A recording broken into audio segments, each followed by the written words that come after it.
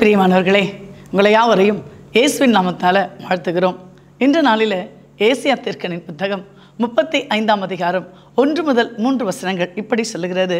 வனாந்தரமும் வறண்டு நிலமும் மகிழ்ந்து கடுவெளி கழித்து புஷ்பத்தைப் போல செழிக்கும். அது மிகுதியாய் செழித்து பூரித்து ஆனது களிப்புடன் பாடும். லீபனோனின் மகிமையும் கர்மேல் சாரோன் என்பவைகளின் அலங்காரமும் அதற்கு அளிக்கப்படும். அவர்கள் கர்த்தருடைய மகிமையும் தமது தேவனுடைய மகத்துவத்தையும் காண்பார்கள். தளர்ந்த கைகளை திடப்படுத்தி தள்ளாடுகிற முழங்கால்களை பலப்படுத்துங்கள்.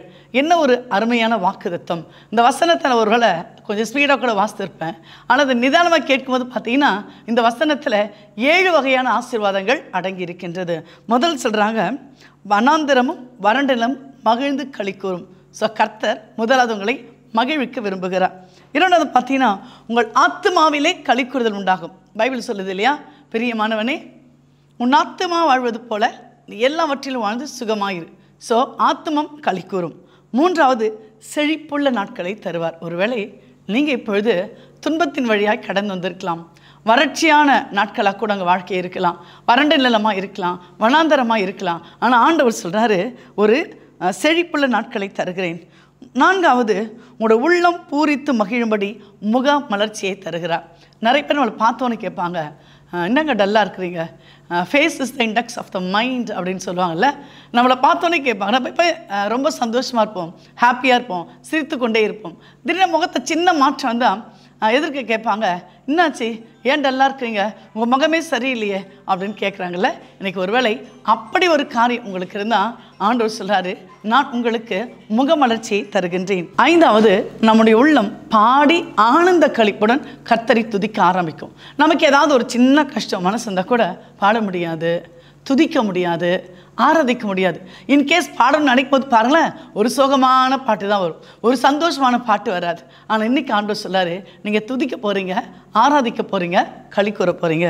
ஆறாவது சொல்கிறாங்க, லீபனோனின் மகிமை உங்களுக்கு காணப்படும். மோசே கூட சொல்வார்ல, God show me your glory. ஆண்டவரே, உம்முடைய மகிமை எனக்கு காண்பித்தள்ளும். இஸ்ரவேல் ஜனங்கள் கூட கர்த்தரோட மகிமையை காண்பாங்க. எப்படின்னா மோசோட முகத்தில். ஸோ இன்றைக்கு கர்த்தர் உங்களை மகிமையால் நிரப்ப போகிறார். அது மாத்திரம் இல்லை, ஆண்டவர் அடுத்த வசனம் சொல்லுகிறது, கர்மேல் சீயோனின் அலங்காரத்தையும் கர்த்தர் தருவார். உங்களை கர்த்தர் அலங்கரிக்க விரும்புகிறார். வேதம் சொல்லுகிறது, நாம் கர்த்தருடைய கைகளில் அலங்காரமான கிடமும் ராஜ முடியுமா இருக்கிறோம் இல்லையா. ஒரு முறை அசிரியர்கள் இஸ்ரவேல் ஜனங்களை நோக்கி படையெடுத்து வந்தார்களாம். அப்பொழுது இஸ்ரவேலை மேற்கொள்ள முடியவில்லை.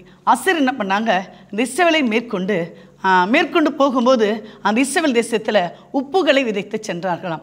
ஸோ அந்த உப்புகளை விதைத்து சென்றதுனால அங்கே மரம் செடி வளர முடியாது, அவங்க செழிப்பு இல்லை, ஆசீர்வாதம் இல்லை, எல்லாம் தேசம் பாழை போனது, மழை பெய்யவில்லை, வறண்ட நிலமாயிற்று. பல வருடங்கள் ஒன்றும் பயிரிடப்படக்கூடவில்லையாம். ஒரு நாள் கர்த்தர் இஸ்ரவேலின் சிறையிருப்பை மாற்றினார். ஒருவேளை இன்றைக்கு கர்த்தர் நம்முடைய சிறையிருப்புகளை மாற்ற விரும்புகிறார். எந்த ஒரு காரியத்தில் நாம் சிறைக்குள்ளாக இருக்கிறோமோ, வெளியே வர முடியாமல் இருக்கிறோமோ, நம்மளால் அந்த பிரச்சனை வெளிவர முடியலையோ, அந்த ஒரு காரியத்தில், அந்த ஒரு சிறையிருப்பில் கர்த்தர் நம்மோடு கூட உதவியாளராய் வர விரும்புகிறார். இன்றைக்கு உங்களுடைய சிறையிருப்புகள் மாற்றப்பட போகிறது. பல ஆண்டுகள் இஸ்ரவேல் தேசம் பயிரிடப்படாமல் பாழாய் கிடந்தது. ஆனால் ஒரு நாள் கர்த்தர் இந்த வசனத்தை தந்தபோது வனாந்தரமும் வறண்டிலும் மகிழ்ந்து கடுவெளி கழித்து புஷ்பத்தை போல செழிக்கும் என்ற வார்த்தை அவங்க வாழ்க்கையிலே நிறைவேறிற்று. இந்த வனாந்தரம் என்று சொல்லும்போது 3 விதமான காரியங்களை குறித்து நாம் தியானிக்க போகிறோம். மத்தேயு 3ஆம் அதிகாரம் 1 முதல் 3 வசனத்தில், வனாந்தரத்தில் கூப்பிடுற சத்தம் உண்டென்று ஏசாயா தீர்க்கதரிசி சொல்லப்பட்டவன் இவனே அப்படின்னு சொல்லிட்டு ஒருத்தரை குறித்து சொல்கிறாங்க. அது யாருன்னா யோவான் ஸ்நானகன். யோவான் என்ன சொல்கிறாங்கன்னா, வனாந்தரத்தில் கூப்பிடுற சத்தம் அப்படின்னு சொல்கிறாங்க. இந்த உலகம் பல சத்தங்களால் நிறைந்திருக்கின்றது. நம்ம சிரிக்கும் போது ஒரு சத்தம், அழுகும்போது ஒரு சத்தம், பேசும்போது ஒரு சத்தம், ஸ்லோவாக பேசினா ஒரு சத்தம், ஸ்பீடாக பேசினா ஒரு சத்தம். பார்த்தீங்களா, பறவைகளுக்கு ஒரு சத்தம், மிருகங்களுக்கு ஒரு சத்தம், கர்ஜிக்கிறதுக்கு ஒரு சத்தம், வாகனங்களுக்கு ஒரு சத்தம், ஃப்ளைட் பண்ணால் அது ஒரு சத்தம், ட்ரெயின் பண்ணால் அதுக்கு ஒரு சத்தம், பஸ் பண்ணால் அதுக்கு ஒரு சத்தம். So there is lot of sounds. இல்லை, நிறைய வித்தியாசமான டிஃப்ரெண்ட் கைண்ட்ஸ் ஆஃப் சவுண்ட்ஸ், நிறைய சத்தங்கள் இருக்கிறது. ஆனால் பைபிள் வித்தியாசமாய் சொல்லுகிறது, ஈவன் வனாந்தரத்தில் கூப்பிடுடைய சத்தம் அப்படின்னு சொல்கிறாங்க.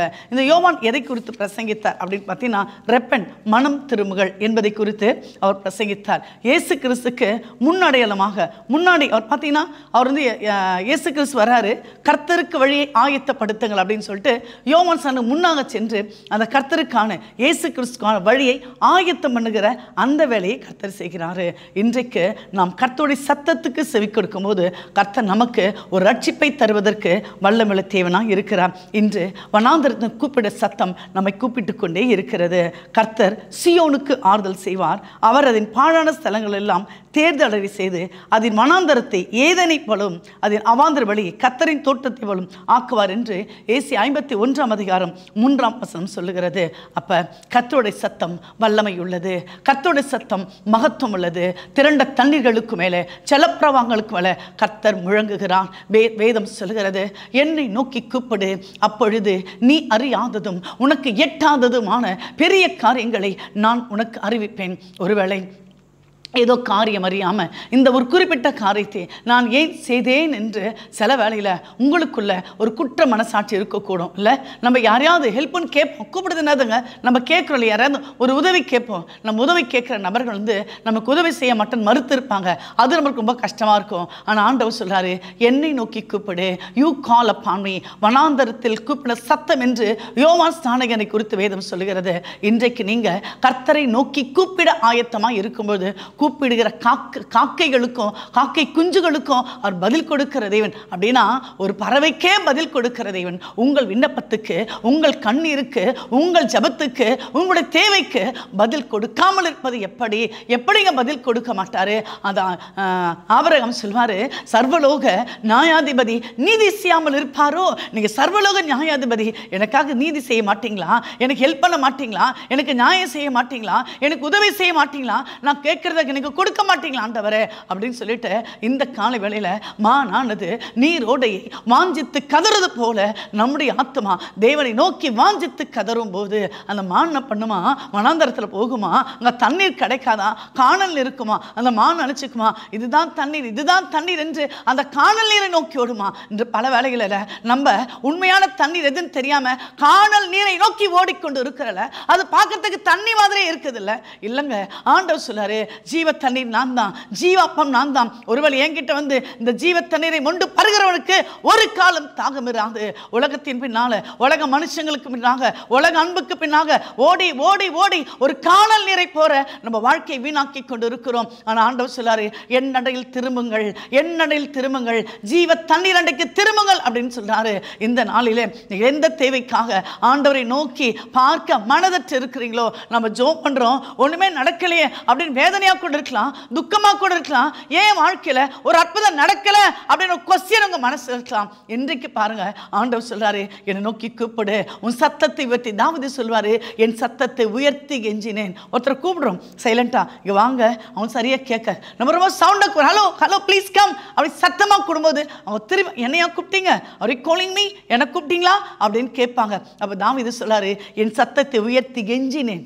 என் சத்தம் தான் உயர்ந்தது, ஆனால் அந்த வாய்ஸ், அந்த வே ஆஃப் எக்ஸ்பிரஷன் பார்த்தீங்களா, அது கெஞ்சலா இருந்துதான், கொஞ்சலா இருந்துதான். அப்பா அப்பா சாமி நீங்க எனக்கு எதை உதவி செய்யுங்க, ஹெல்ப் பண்ணுங்க அப்படி அந்த வாய்ஸ் அந்த மாடுலேஷன் ரொம்ப தாழ்மையான மாடுலேஷன். ஆனால் சத்தம் எப்படி இருந்ததுன்னா, வனாந்தரத்தில் கூப்பிடுற சத்தம். வனாந்தரத்தில் ரொம்ப சவுண்டாக கூடாதுன்னு கேட்கும், அந்த மாதிரி வனாந்தரத்தில் கூப்பிடுற சத்தம். அப்போ உங்கள் சத்தத்தை உயர்த்தி ஆண்டவரை கெஞ்சும் போது இந்த நாளில் நீங்கள் வேண்டுவதற்கும் நீங்கள் நினைப்பதற்கும் அதிகமான ஒரு அற்புதங்களை நிச்சயமாய் கர்த்தர் உங்கள் வாழ்க்கையில செய்வாருங்க. நீங்கள் விசுவாசித்தா நீங்கள் இருக்கிற இடத்துல ஒரு அலையில சொல்லிடுங்க. இரண்டாவது பார்த்தீங்கன்னா, அந்த வனாந்தரம் என்பது பிசாசை வெற்றி பெற்ற ஒரு இடம். அதாவது மத்தேயு 4:1 சொல்லுகிறது, அப்பொழுது இயேசு பிசாசினால் சோதிக்கப்படுவதற்கு ஆவியானவராலே வனாந்தரத்திற்கு கொண்டு போகப்பட்டார். இங்க பார்த்தீங்கன்னா இயேசு கிறிஸ்துவோட வாழ்க்கையில அவர் என்ன செய்யறாருன்னா, 40 நாட்கள் பிசாசினால் சோதிக்கப்பட்டார். யார் கொண்டு போறாங்கன்னா, பிதாவானவர் கொண்டு போறாரு. நம்முடைய வாழ்க்கையில சில பாடுகள் அவசியம், சில சோதனை அவசியம், சில இழப்புகள் அவசியம். ஏன்னா கர்த்தர் நம்ம உருவாக்க விரும்புகிறார். நம்ம எப்படி இருக்கிறோம்? குயவன் கையில் உள்ள களிமண்ணை போல இருக்கிறோம். அந்த களிமண்ணை குயவன் என்ன பண்ணுறாராம்? அழகாக உருவாக்குறாராம். சில நேரத்தில் அந்த களிமண் அந்த குறிப்பிட்ட அந்த ப்ராப்பர் ஷேப் வரல அப்படின்னு வச்சிங்களேன், அந்த குயவன் என்ன பண்ணுறாராம்? திருப்பி மண்ணை போடுறாராம், திருப்பி தண்ணியை ஊற்றுறாராம், திருப்பி அதை பிணைகிறாராம், திருப்பி என்ன பண்ணுறாராம்? அவர் நினைச்ச நமக்கு ஒரு திட்டம் கத்தர் வச்சிருக்கிறாங்க, நமக்கு ஒரு நோக்கம் கத்தர் வச்சிருக்கிறாங்க, நமக்கு ஒரு தீர்மானத்தை கத்தர் வச்சிருக்கிறாங்க. அந்த ஷேப்புக்கு நம்ம வர வரைக்கும் என்ன பண்றாராம்? அந்த குயவன் கையில் உள்ள களிமண்ணை போல வணைந்து கொண்டே இருக்கிறாராம். அவர் நினைச்ச அந்த ஷேப் வந்த பிறகு என்ன பண்ணுவாராம்? அவர் நம்ம எடுத்து என்ன பண்ணுவாராம்? பயன்படுத்துவாராம். இந்த வனாந்தரத்தில் 3 முக்கியமான அனுபவங்கள் இயேசுவுக்கு இருந்தது. முதலாவது பார்த்தீங்கன்னா, சாத்தான் கொண்டு வந்த அத்தனை சோதனைகளின் முறியடித்து வீழ்த்தி சத்துருவின் மேல் ஜெயம் கொண்டார். இது வனாந்தரத்துக்கு போறாரா?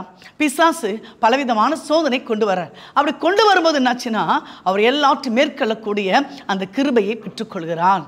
அப்போ நம்ம வாழ்க்கையில் பிரச்சனை வருவது நல்லது, போராட்டம் வருவது நல்லது, சில அனுபவங்கள் வருவது நல்லது.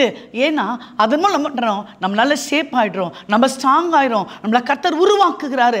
அடுத்து அதாவது ஒரு பழமொழி சொல்லுவாங்க, ஒரு பிரச்சனை வரும்போது அந்த பிரச்சனைக்கு தீர்வும் அந்த பிரச்சனைக்குள்ளே தான் இருக்குது. நம்ம நினைக்கிறோம் இது ஒரு பிக்கெஸ்ட் ப்ராப்ளம், இது ஒரு பெரிய ப்ராப்ளம், இதை நான் சால்வ் பண்ண முடியாது அப்படின்னு நினைக்கிறோம். அப்படியே இல்லைங்க. ஒரு பிரச்சனை வந்தால் அந்த தீர்வு எங்கே தான்? அந்த பிரச்சனை தாங்க இருக்குது. நம்ம பல வேளையில அதை கண்டுபிடிக்கிறது என்ன பண்றோம்? முடியாம இருக்கிறோம். இங்க பாருங்க, போறாங்க, நிறைய சோதனை வருது. ஆனா எல்லா சோதனையும் கர்த்தர் மேற்கொண்டார், ஜெயம் எடுத்தார். இன்றைக்கு கர்த்தர் உங்க வாழ்க்கையில ஜெயம் கொடுக்க விரும்புகிறார். எப்பொழுது? நீங்க சந்தோஷமா இருக்கும்போது, பெரிய அச்சீவ்மெண்ட்ஸ் பண்ணும்போது அப்படி இல்லைங்க. உங்கள் பாடுகளிலே ஜெயம், உங்கள் உபத்திரவங்களிலே ஜெயம், உங்கள் கண்ணீரிலே ஜெயம், உங்கள் சூழல்களிலே ஜெயம்.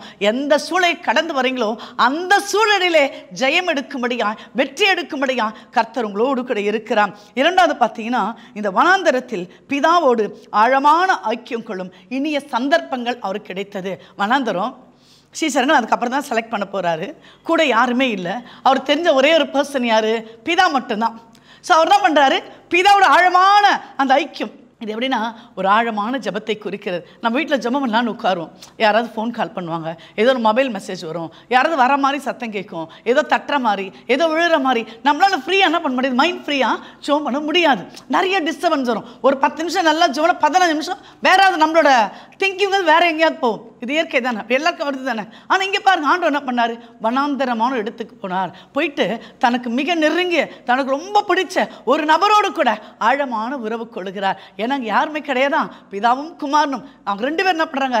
ஆழமான ஐக்கியம் கொள்ளுகிறான். நம்ம பல வேலைகளில் உலகத்துக்கு நிறைய டைம் கொடுக்குறோம், உலக மக்களுக்கு நிறைய டைம் கொடுக்குறோம். ஆனால் கர்த்தரோட நேரத்தை என்ன பண்றோம்? நம்ம அதை கம்மி பண்ணிடுறோம். நம்ம எல்லா வேலையும் செய்து டைம் இருக்கும், ஜெபிக்கிறதே டைம் இருக்காது. சரி, ஜபம் அப்புறம் பார்த்துக்கலாம், பைபிள் அப்புறம் படிச்சுக்கலாம், அப்புறம் ஜெபிக்கலாம் அப்படின்னு போஸ்ட்போன் பண்றோம் நம்ம. ஆனால் இங்கே அப்படி இல்லைங்க. இந்த வனாந்தரமான இடத்துல இன்னும் ஒரு பெரிய கிஃப்ட்னா, அவரும் பிதாவும் ஆழமான உறவு கொண்டார்கள். நடக்க போகிற எல்லா காரியங்களுக்கும் பிதா அவருக்கு சொல்லிக் கொடுத்திருப்பார். இந்த பிசாசு எப்படி மேற்கொள்ளணும் ஒவ்வொரு முறையும் சொல்லுவார். இப்போ ரிட்டன் இந்த பைபிள், வேதத்தில் எழுதி இருக்கிறது. ஏன்னா அவர் எப்பவுமே டெய்லி 40 நாள் பண்ற பிதாவோடவே இருக்கிறார். அவர் பிதா என்ன நினைக்கிறாரோ அந்த சிந்தனை, அவரோட ஆர்டர், அவரோட ஆன்சர்ஸ், இதுதான் என்ன பண்றாரு? அவர் பிசாசுக்கு எதிராய் பிரயோகப்படுத்துகிறார். ஸோ வனாந்தரம் என்பது ஒரு தனிமையை குறிக்கிறது. தனிமையில் நீங்க கூட கர்த்தர் சமூகத்தில் ஆழமாய் அமர்ந்து எந்த டிஸ்டர்பன்ஸ் இல்லாத ஜெபிக்க தெய்வ பிரசன்னம் அப்படியே நம்மோடு கூட கடந்து வரும். தேவ அன்பு நம்ம அப்படியே நிரப்பம். ஐயா கூட பாட பார்த்தீங்களா? தனிமையின் பாதையில் தகப்பனைவும் தோளில் சுமந்ததை நான் மறப்பேனோ,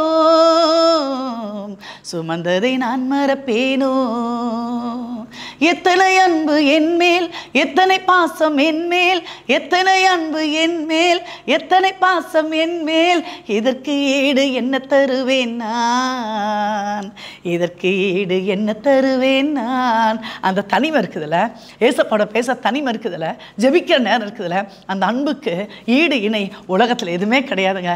1:13 சொல்லுவாங்க, இப்பொழுது விசுவாசம், நம்பிக்கை, அன்பு இம்மூன்றும் நிலைத்திருக்கிறது, இவைகளில் அன்பே பெரியது. மூன்றாவது ஒரு அனுபவம் பார்த்தீங்கன்னா, அந்த சந்தர்ப்பங்களுக்கு கிடைத்தது. மூன்றாவது, ஆவியானோட பலன் அவரை நிரப்பினது. அப்போ ஒவ்வொரு நாளும் அவர் என்ன பண்ணுறாரு? சாப்பிடல, அவருக்கு சாப்பாடு கிடையாது, 40 நாள் உபவாசம் இருக்கிறாரு. அப்போ அவருக்கு என்ன பண்ணும்? Maybe Jesus need some strength, அவருக்கு ஒரு பலன் தேவைப்பட்டு இருக்கும். அப்போ எந்த பலத்தாலும் ஒரு 40 நாள் அவர் இருந்திருப்பாரு. ஆவியானவர் அவரை பலப்படுத்தினார். அப்போஸ்தலன் பவுல் சொல்வாரு, என்னை பலப்படுத்துகிற கிறிஸ்துவினால எல்லாவற்றையும் செய்வதற்கு ஒரு பலன் உண்டு.